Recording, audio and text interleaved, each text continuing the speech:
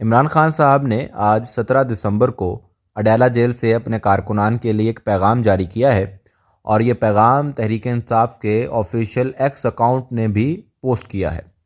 जनाब, आज इमरान खान साहब ने कहा कि तहरीक इंसाफ ने हमेशा आइन व कानून के मुताबिक जद्दोजहद की, मगर मुसल्लत माफिया हमेशा आइन व कानून की खिलाफ वर्जी करता है। 9 मई और 26 नवंबर की तहकीकात के लिए जुडिशल कमीशन का क़याम और असीरान की रिहाई हमारे जायज़ मुतालबात हैं। मैं सिविल नाफरमानी की तहरीक चंद दिनों के लिए मौखर कर रहा हूँ। इस दौरान तहरीक के खदोखाल और टाइम लाइन का फैसला करूँगा।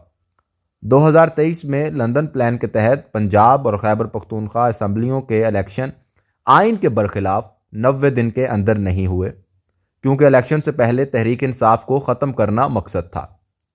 9 मई से पहले ही मुझ पर 140 से ज़ायद मुकदमात बना दिए गए थे।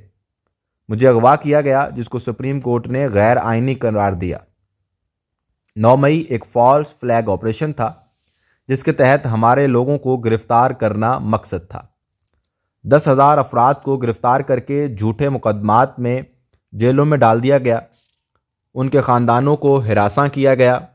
उनको अदालतों से ज़मानत मिलते ही किसी नए झूठे मुकदमे के अंदर गिरफ्तार कर लिया जाता। कारकुनान पर तशद्दुद, मेरी गिरफ्तारी, कारकुनान की गिरफ्तारियाँ, सब कुछ गैर कानूनी और गैर आइनी था। इस जुल्म के ख़िलाफ़ सुप्रीम कोर्ट में पटिशन दायर की, लेकिन सुप्रीम कोर्ट ने इंसानी हकूक़ की इन बदतरीन खिलाफ वर्जियों का नोटिस तक ना लिया। काजी फ़ाइज़ ईसा हुकूमत के साथ मिला हुआ था और 1971 के बाद किसी भी पार्टी पर इस तरह का रियासती जबर नहीं किया गया। तमाम कानूनी और गैर जमहूरी हरबों के बाद इनको गलत फहमी थी कि तहरीक इंसाफ 8 फरवरी के इलेक्शंस नहीं जीत सकती। सिकंदर सुल्तान राजा और काजी फ़ाइज़ ईसा ने मिलकर पार्टी निशान छीना, जो पार्टी को बैन करने के मुतरादिफ था। हमारे उम्मीदवारों को निशाना बनाया गया। 3 उम्मीदवारों को ज़बरदस्ती आइन के ख़िलाफ़ दस्तबरदार कराया गया। इनको इंजीनियरिंग के ज़रिए इलेक्शन जीतने का इतना यकीन था कि नवाज शरीफ अपनी विक्ट्री स्पीच भी करने को तैयार था। तकरीर करने से पहले इनको पता चला कि तहरीक इंसाफ इलेक्शन जीत गई है। फिर इन्होंने फॉर्म 47 के ज़रिए इलेक्शन फ्रॉड किया। कमिश्नर रावलपिंडी इस फ्रॉड को कन्फर्म कर चुके और गवाही भी दी, लेकिन इस पर भी निज़ाम इंसाफ खामोश रहा और कोई नोटिस ना लिया। इस रजीम चेंज के बाद के 2.5 सालों में इंसाफ के निज़ाम पर कब्ज़े के लिए हर जाबिराना और गैर अखलाकी हरबा इस्तेमाल किया गया, लेकिन 26वीं आइनी तरमीम के ज़रिए अदालतों के ताबूत में आखिरी कील ठोंक दिया गया। इस तरमीम की मंजूरी के लिए जो हरबे इस्तेमाल किए गए वो भी एक मज़हका खेज़ दास्तान है, लेकिन इस सारे मामले में भी ना अदलिया और ना रियासत का चौथा सतून समझे जाने वाले मीडिया ने आवाज़ उठाने की इखलाकी जुर्रत की।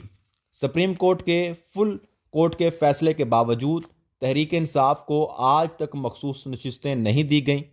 ये ना सिर्फ तौहीन अदालत है, बल्कि अदालती फ़ैसले की तौहीन और जमहूरियत पर शब खून भी है।